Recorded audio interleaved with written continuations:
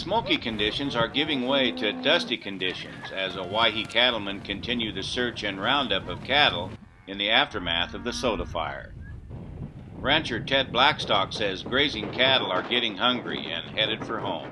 Well, we're getting all the cows kind of rounded up. We're out some bulls and a few cows, I think, but we're getting kind of everything. They're getting hungry, so they're showing up down here along the road. So. Blackstock and neighbor Chris Johnstone have rounded up over 500 head in the last week, and both are pleasantly pleased to find a minimal loss in the herds.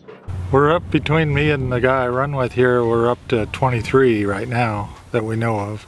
Well, I know one's too many, but to me that sounds pretty darn good considering. That's very good. Out of 550, that's very good.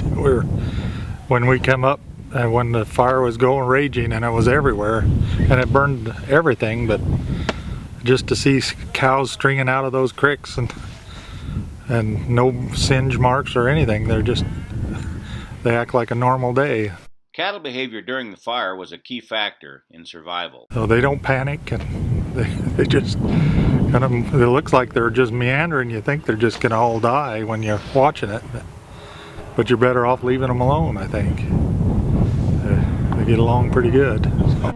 Outreach from the public continues to help the rescue efforts. I had one guy that had room for 35, and I think he's taken just the cows that got burnt, or not burnt real bad, and we're gonna leave them there, and he'll doctor them, and said he'd do it for nothing, just doctor them and get them healthy again. So that even little deals help there.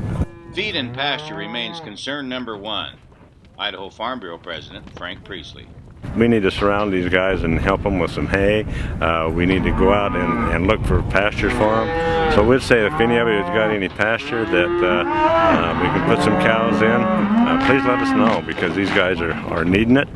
With the Idaho Farm Bureau, the voice of Idaho agriculture, I'm Steve Ritter.